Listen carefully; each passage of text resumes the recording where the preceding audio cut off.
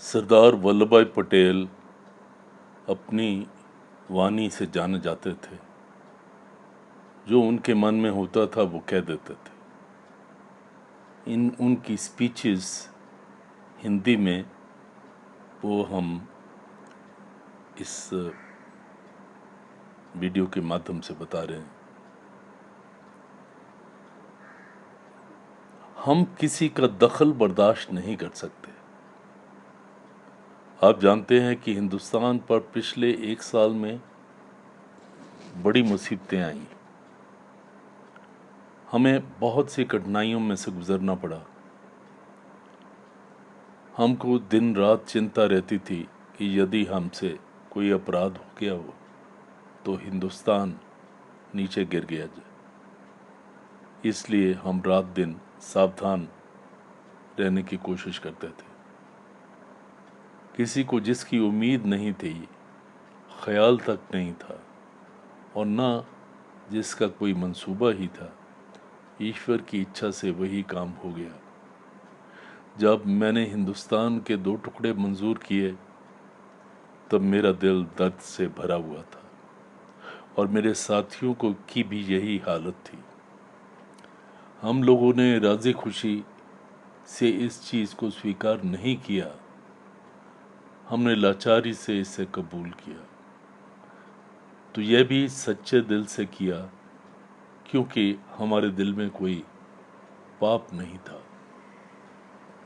एक जिंदा अव्यय हमारे शरीर से काट लिया गया। हमारे अंग से बहुत खून गिरा, बहुत नुकसान हुआ, लेकिन जो नुकसान होने वाला था उससे बहुत कम हुआ। हमारे पास 500-600 रियासतें थीं। इतनी रियासतों के अलग अलग टुकड़े हो जाते तो देश नष्ट हो जाता। इस तरह से 15 अगस्त से पहले ही हमने सारे राज्यों को हिंदुस्तान में शरीक होने के लिए राजी कर लिया। केवल 3 राज्य ही बाहर रहे, एक जूनागढ़, दूसरा हैदराबाद और तीसरा कश्मीर। अब जब झगड़े की कोई और चीज़ बाकी नहीं रही तो पाकिस्तान ने इन तीनों राज्यों को अपना हाथ डालने की कोशिश की। वही नहीं माने। जूनागढ़ में जाकर नवाब से दस्तखत करवाए। हमने कहा कि जिन लोगों ने नवाब से दस्तखत करवाए हैं वही उसकी रक्षा करें, हम नहीं कर पाएंगे। खुदा के यहाँ उनको जवाब देना पड़ेगा। उस बेचारे ने नवाब को यहाँ से ले जाकर कैदी बनाकर छोड़ दिया। यहाँ की आज़ादी से पाकिस्तान की जेल उसे ज़्यादा पसंद होगी, ऐसा मेरा ख्याल है। कश्मीर में भी इसी प्रकार की कार्रवाई हुई। जो लोग फ्रंटियर के बाद बॉर्डर पर थे, जो ट्राइबल एरिया में रहते थे, उन्हें बहकाया और कश्मीर में भेजा, जिसकी लड़ाई अभी तक चलती जा रही है। पहले तो वे इस लड़ाई में भाग लेने की बात से इनकार कर रहे थे। अब उन्होंने अपना लश्कर ही रख दिया है। हमारा तो उधर पड़ा है। तीसरी जगह हैदराबाद थी। वहाँ भी पाकिस्तान ने हाथ डाला। हालांकि वहाँ भी उनका कोई संबंध नहीं था। बस हिंदुस्तान को हैरान करना और हिंदुस्तान को छिन्न भिन्न करना, यही उनकी नीयत थी। पहले तो वो कहते थे कि हमारा तो कोई इंटरेस्ट है ही नहीं, हम कुछ नहीं चाहते। किंतु जब आहिस्ता आहिस्ता सब भेद खुल गया तो उससे मालूम पड़ा कि हैदराबाद का प्राइम मिनिस्टर ही एक प्रकार से पाकिस्तान का प्रतिनिधि था। ये 30 अक्टूबर 1948 में बम्बई के चौपाटी मैदान में दिया गया भाषण। गवर्नर जनरल कि जाने की आखिरी दिन तक उम्मीद थी कि इंग्लैंड जाने से पहले खुद हैदराबाद जाकर निज़ाम से कागजात पर दस्तखत करवा लेंगे, वह नहीं हुआ और इसका उसे भी बहुत दुख था। गवर्नर जनरल जाने के बाद इस चीज़ का फैसला तो हमें ही करना था, परंतु जब वह फैसला करने की सोच रहे थे तब वे पाकिस्तान सरकार की मदद से इंग्लैंड में उनके जो साथी और साथ देने वाली शक्तियां थीं, उनकी मदद से यूनाइटेड नेशंस ऑर्गेनाइजेशन की सिक्योरिटी काउंसिल में जाने का बंदोबस्त कर रहा था। इसी बीच गोवा पोर्ट को खरीदने की भी उनकी कोशिश थी। बाहर के मुल्कों से आर्म्स और एम्यूनेशन, हथियार, गोला बारूद लेकर भरने की भी कोशिश थी। किसी तरह कोर कसर नहीं रखी थी। इस सब का कौन जिम्मेवार है, उसका फैसला आज नहीं होगा। खुद निज़ाम साहब कहते थे कि उनको तो एक कैदी की तरह बनाकर इन लोगों ने सब काम कराया है। इन्हें बंदी बनाने वालों में उनके प्रीमियर आदि भी थे। अब खुद ही ये भी कहते हैं कि उन्हें यूएनओ में नहीं जाना है और जो प्रतिनिधि उनकी तरफ से सिक्योरिटी काउंसिल में गए हैं वे वापस लौट आएंगे, उनको वापस लौट आना चाहिए। इन प्रतिनिधियों को जो रुपया दिया गया है उसमें से जो खर्च होने के से बाकी बच गए वह पाकिस्तान के हाई कमिश्नर के नाम कर दिया गया है। अब कुटुंब तो उस प्रतिनिधि ने पहले ही पाकिस्तान भेज दिया था। इस प्रकार की नीयत से वह यहाँ काम चला रहा था। उस पर तुर्रा ये कि वे शांति चाहते हैं, सुलह चाहते हैं, मोहब्बत चाहते हैं, इन बातों का कोई मतलब नहीं निकलता। मैं एक चीज़ और भी बता देना चाहता हूँ कि हमें अभी तक पाकिस्तान के खिलाफ या उससे लड़ने का कोई काम नहीं किया, चाहे हैदराबाद हो या कश्मीर, जूनागढ़ हो या और कोई। किसी भी हालत में कोई बाहर की शक्ति हमारी आंतरिक व्यवस्था में दखल नहीं दे सकती। चाहे हिंदुस्तान ख़त्म हो जाए या पाकिस्तान ख़त्म हो जाए या दुनिया ख़त्म हो जाए, हम किसी की का दखल बर्दाश्त नहीं कर सकते। हमने पाकिस्तान सच्ची नीयत से कबूल किया है और आज तक भी हमारी नीयत साफ है और हम उनका भला चाहते हैं। वे अगर खुद भी अपने हाथों से अपना खड्डा खोदना चाहते हैं तो उसमें वे गिरें, उसमें हम अलग हो रहेंगे। हम क्या कर सकते हैं? मैं आज ये भी बात कहता हूँ, लोग मुझसे कहते हैं कि हैदराबाद का क्या करोगे? कोई कहता है कि उसके टुकड़े टुकड़े कर दो, आसपास के तीनों प्रांतों में मिला दो। कोई कहता है निज़ाम को उठा लो। कोई कहता है रिस्पॉन्सिबल गवर्नमेंट, उत्तरदायी सरकार बना दो। सब अपनी अपनी राय देते हैं। ठीक बात है, हम सुनते हैं, लेकिन एक बात पक्की है कि हैदराबाद के लोगों को और हैदराबाद की जनता का भला जिस चीज़ में है, हम वही काम करेंगे। इसका फैसला भी जनता ही करेगी, हम उनसे अलग नहीं जाएंगे। आंतरिक मामलों में हस्तक्षेप असह्य है। एक दूसरी बात भी पक्की है कि निज़ाम को रखने के लिए या निज़ाम की डायनेस्टी रखने के लिए या निज़ाम का कोई भी दखल रखने के लिए यदि कोई बाहर वाला मदद करेगा तो पहले उसे हमसे लड़ना होगा। इससे हम डरते नहीं।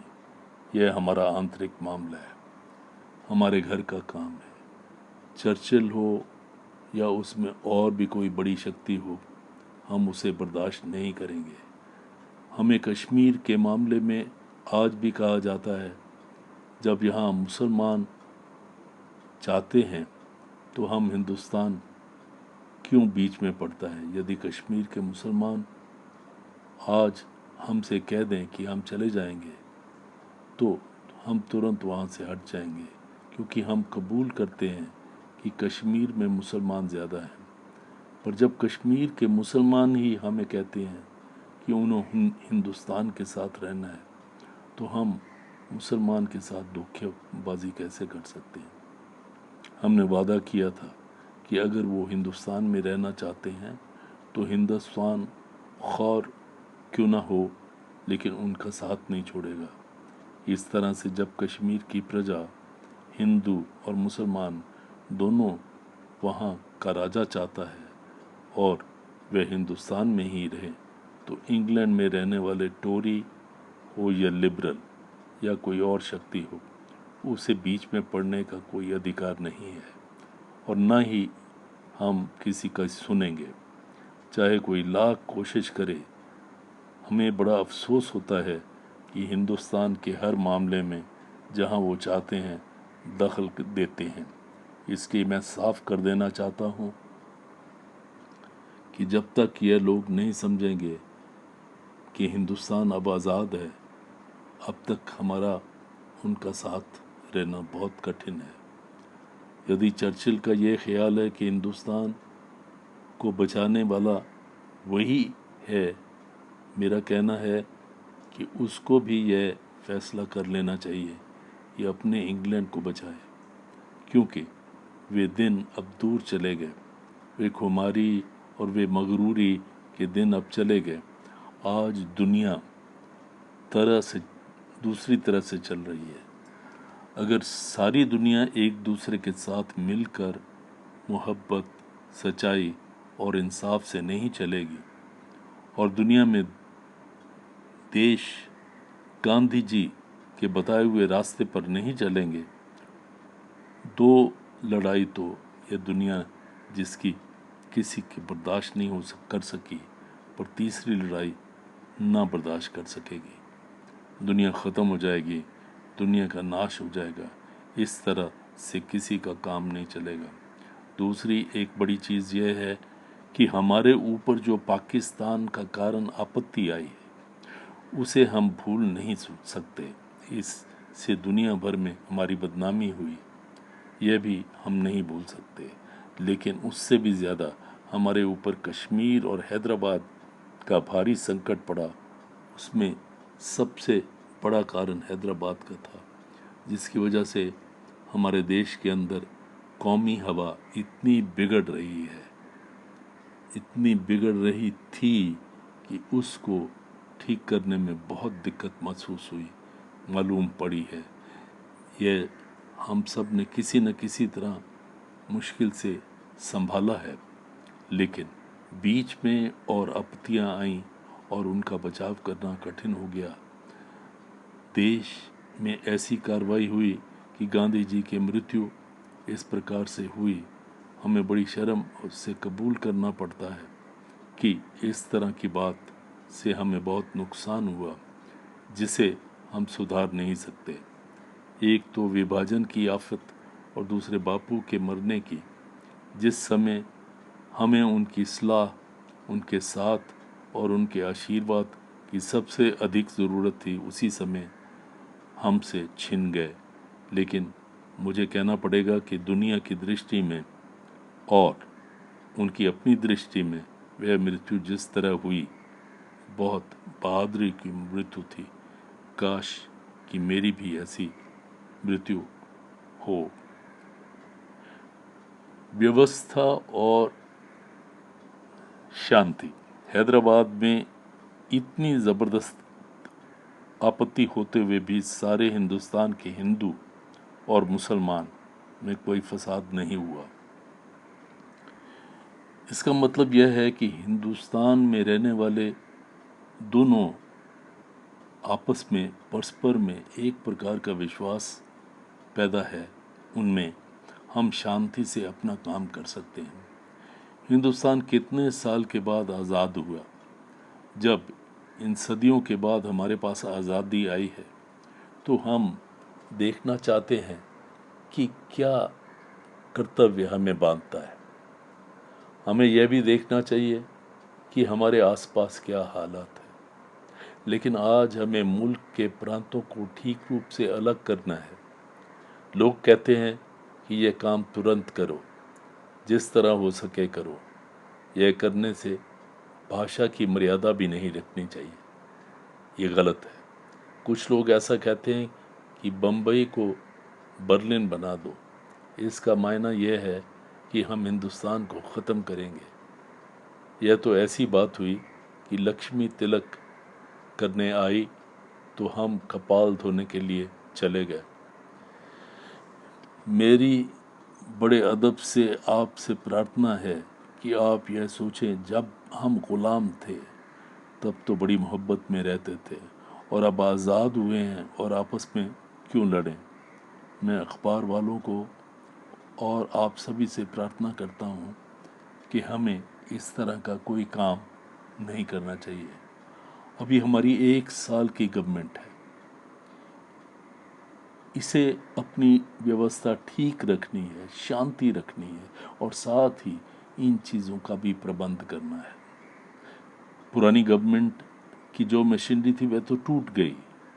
पिछले 200 साल से जो गवर्नमेंट चलती थी वे सिविल सर्विस के एक ढांचे पर चलती थी जिसे स्टील फ्रेम कहते थे।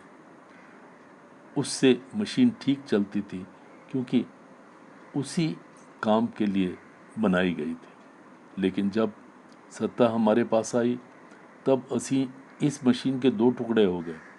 परदेशियों का एक टुकड़ा तो चला गया, किंतु 50 से 55% उसमें परदेसी थे, वे चले गए। अब हम लोगों ने हिंदुस्तान के 2 टुकड़े कर दिए, उसमें कोई दूसरे टुकड़े में चले गए, बाकी थोड़े से लोग बच रहे। हमने हर जगह अपनी एम्बेसी बनाई, अपने एम्बेसडर बनाए, कई उसमें चले गए। हमारे पास बहुत कम आदमी बच गए, इसलिए बहुत कम आदमियों से ही काम चला रहे हैं। कुछ लोग कहते हैं कि सिविल सर्विसेज वाले लोग पुराने ढंग से काम करते हैं, पर कुछ ठीक नहीं काम करते। लेकिन जिन लोगों का अनुभव है वे जानते हैं कि काम कैसा है। बाहर वाले कुछ भी नहीं जानते कि भीतर का हालत क्या है। राम ही जानते हैं और कोई क्या जाने। ऐसी तो हमारी हालत है। तो मैंने कहा कि बहुत थोड़े आदमी हमारे पास रह गए हैं। इनमें से जो काम करने वाले लोग हैं, जिनको देश से प्रेम है, काम करने में लगन है, वे सदा हमारा साथ देंगे। तो 1 साल में रियासतों का काम हुआ, जो कश्मीर की लड़ाई का काम हो रहा है, उसमें अगर वे लोग दिल के साथ नहीं रहेंगे तो यह काम नहीं हो पाते। जो लोग कहते हैं कि यह तो पुरानी सर्विस की रीति और ढंग है, वे किस प्रकार का अन्याय करते हैं। मैं इस मौके पर कहना चाहता हूँ कि आप पूरी तरह से समझ लें कि हमारी मुसीबत और हमारी दिक्कतें क्या हैं। काम करने वालों को क्या क्या परेशानियाँ उठानी पड़ती हैं, इसे भी आप पूरी तरह से समझ लें, ताकि आपको मालूम हो जाए कि हमें बाद में क्या करना है। अब जो सर्विस का खट्टा है, जो कमी है, उसे पूरा करने के लिए हम कोशिश कर रहे हैं। यह काम चंद रोज़ में तो हो नहीं सकता। यह काम ऐसा तो है नहीं कि जो आदमी आया उसको बिठा दिया, इससे काम नहीं चलेगा। मैं आपको ये विश्वास दिलाना चाहता हूँ, आपके हृदय में प्रवेश करना चाहता हूँ, क्योंकि जब एक बम्बई का ढंग नहीं बदलेगा तब तक हिंदुस्तान का कल्याण नहीं होगा। बम्बई के पास हिंदुस्तान के कल्याण की चाबी है। तो बम्बई की सब जनता को मैं समझाना चाहता हूँ कि लड़ाई के परिणाम से जो अनीति हमारे भीतर घुस गई है उसे हटाएं, और गांधी जी ने जो पवित्रता हमें दिखाई है, दर्शाई है, उस पर चलें।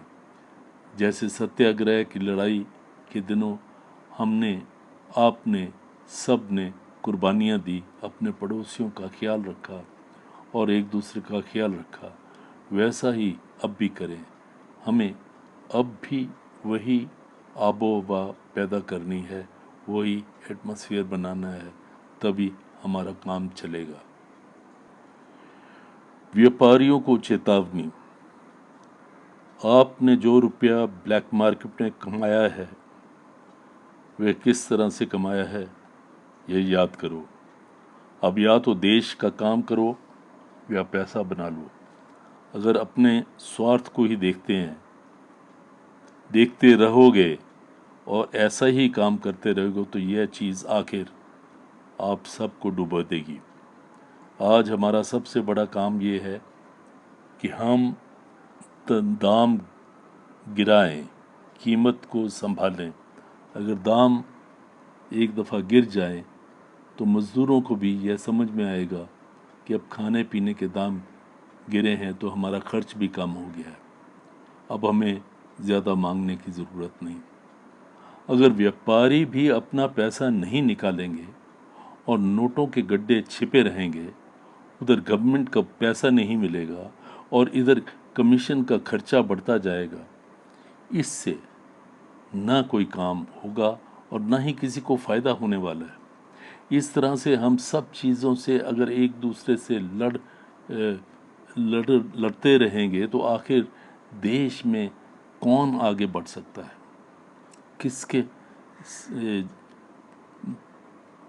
किसके बलबूते पर यह देश चल सकता है। तो मेरी यह सलाह है कि समझदार लोग बैठकर रास्ता निकालें। समझदार लोग कहाँ होते हैं? जो धन पैदा करते हैं, उनमें बुद्धि होनी चाहिए, और जो व्यापारी लोग हैं उनको समझना चाहिए कि इस तरह से देश डूब जाएगा और उनका पैसा भी ख़त्म हो जाएगा। आपस में विश्वास और सहयोग किए बिना इस तरह से काम नहीं चलेगा। तो मेरी सलाह यह है कि मैंने जो कहा है उस पर आप सोचें और रास्ता बदलें। आप देश में शांति और प्रेम का वायुमंडल पैदा करें। मुझे बड़ा अफसोस हुआ जब मैंने सुना कि बम्बई में आज प्रांत प्रांत को अलग करने के लिए आंदोलन चल रहे हैं। ऐसे आंदोलन तो जहर फैलाता है, क्योंकि क्या हम गुजराती और महाराष्ट्री जब तक गुलाम थे तब तक आपस में मोहब्बत से रहते थे, तब अब क्यों झगड़े होते?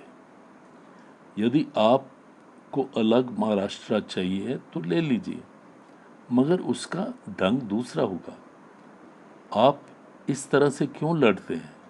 लड़ने की क्या ज़रूरत है? बैठकर इंसाफ से काम कर लीजिए। न्याय से काम करने वाले हमारे देश में बहुत लोग हैं, उनका कमीशन बना दो और वे जिस तरह से कहें काम कर लो। इस तरह अखबारों में जहर फैलाने, जुलूस निकालने और मीटिंग्स करने की बातें तो अब तक ठीक थी जब तक हम गुलाम थे।